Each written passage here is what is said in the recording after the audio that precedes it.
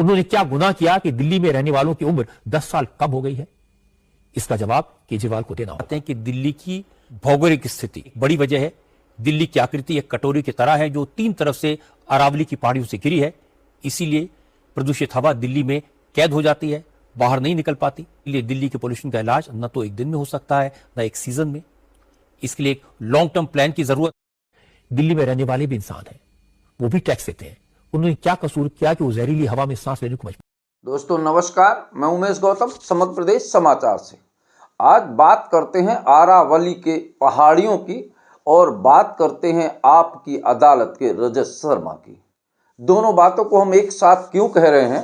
क्योंकि रजत शर्मा जैसा विद्वान आदमी कहते हैं कि बात करते करते इनकी जीभ इतनी लंबी हो गई है कि ये चाटने की जगह कौन सी है इसे ना देखते हुए भी चाटने में चूकते नहीं हैं। हम ऐसा क्यों कह रहे हैं कि रजत शर्मा का कहना है कि अरावली की पहाड़ियों के कारण ही दिल्ली में प्रदूषण होता है। कितनी शर्मनाक बात है। और हो भी क्यों नहीं। जिसकी आंखों में चाटने का पट्टा बंध जाता है उसको चाटने के सिवा कुछ दिखाई नहीं देता। ना तो उसे ईमान दिखाई देता, ना धर्म दिखाई देता, ना देश दिखाई देता। एक कहावत है कि एक बेहया औरत अपने पति की भी हत्या करने में संकोच नहीं करती। एक लालची इंसान अपने बेटे को भी बलि देने में नहीं चूकता। एक मूर्ख बाप अपने बेटे को भी एक पराई औरत के लिए हत्या कर देता है।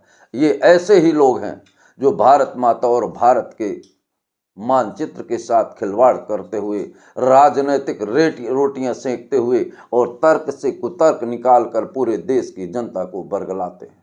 ऐसे लोगों को, आम जनता को, वो चाहे कोई भी हो और चाहे कोई ना भी हो, पर कम से कम राष्ट्र हित के विपरीत अगर कोई बात करता है तो एक बार उसकी अंतरात्मा तो उस पर जवाब देना ही चाहिए। हम बात कर रहे थे अरावली पहाड़। सरकार को ये भी पता होना चाहिए कि अरावली पर्वतों पर बिश्नोई समाज का एक एक कतरा डूबा हुआ है और अरावती की पर्वतों की लड़ाई कभी खून देने पर वो पीछे नहीं हटी है। एक कहानी है कि अरावती के पहाड़ों में एक बार राजा ने काटने का आदेश किया। बिश्नोई समाज की आपको एक बात और बताना चाहेंगे कि अमृता बिश्नोई थी जिनके राज्य में राजाओं ने जंगल को काटने का आदेश दिया। अमृता बिश्नोई ने कहा कि हम जंगल नहीं काटने देंगे और आंदोलन शुरू कर दिया। सरकार नहीं मानी। अड़ियल राजा ने सैनिक भेज दिए। सारे लोग एक एक पेड़ पर खड़े हो गए और लोगों का कहना कि 300 से ज़्यादा लोगों को राजा ने कत्ल कर दिया। फिर भी उसके बाद राजा को ज्ञान हुआ और उसने माफ़ी मांगी। पर फिर क्या होता है? अब पछताए होत क्या जब चिड़िया चुग गई खेत। वही हालत हमारे देश की सरकार करने वाली है। हमारे जिन पहाड़ियों पर आज देश गर्व करता है, एक भारत की बात नहीं, पूरे विश्व के मानचित्र पे अपना उनका अरावली पहाड़ियों का अलग अस्तित्व है, अलग विचारधारा है, अलग मानचित्र है। उसके बारे में अगर विनाश की बात सोचती है तो निश्चित तौर पर दुष्परिणाम भयंकर होंगे। अरावली दुनिया की सबसे प्राचीन पहाड़ियां हैं और लोगों का कहना तो यह है कि जब दुनिया में कुछ नहीं था, अगर दुनिया बनी तो सबसे पहले अरावली पहाड़ियां बनी। और अरावली पहाड़ियों का पहले मानचित्र समझना होगा। एक तरफ राजस्थान है, ये अरावली पहाड़ियों की एक तरफ रेगिस्तान है और एक तरफ विकसित भारत। रहने योग्य जमीन और खेती योग्य जमीन और देश की तमाम नदियां जो देश को स्वर्णिम जीवन प्रदान करती हैं। जीवनदायिनी नदियां हैं। या यूं कहा जाए तो अतिशयोक्ति नहीं होगी कि अरावली की पहाड़ियां हमारे देश में सुख और समृद्धि के लिए एक सैनिक का काम करती हैं। उन्हीं अरावली पहाड़ियों पर आज सरकार की नज़र है। महात्मा गांधी ने कहा था कि प्रकृति हमारी आवश्यकताएं पूरी कर सकती है पर हमारी लालच नहीं। और आज वर्तमान सरकार लालच की सारी हदें पार कर रही है और कुछ तथाकथित पत्रकार उनका समर्थन करते हैं तर्क शक्ति के द्वारा। ये भी सोचने की बात है। उन पत्रकारों का कहना है कि बक्सवाहा का जंगल कटा तो पन्ना से प्रदूषण खत्म हो गया। चित्रकूट जंगल में बसा है तो वहां प्रदूषण है। या यूं कहे कि ऐसे पत्रकार, जिन पत्रकार के मुंह पे काला चश्मा लगा हो चटकारिता का और स्वार्थ का, ऐसे पत्रकारों को देश की आम जनता को भी नकारना पड़ेगा। देश के आंखों में पट्टी बांधने का प्रयास करने वाले पत्रकार निश्चित ही शर्मनाक है।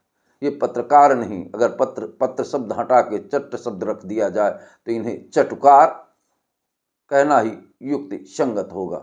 और एक बात और बता दें, भौगोलिक स्थिति भी ऐसा माना जाता है कि अगर अरावली की पहाड़ियों से छेड़खानी की गई तो बहुत कुछ सारा उथल पुथल हो सकता है। हो सकता है कि ऐसी स्थितियां पैदा हो जाएं जिनके बारे में प्रशासन को कंट्रोल करना बड़ा मुश्किल हो जाए, पर शासन ने अपने कुछ नियम बना रखे हैं।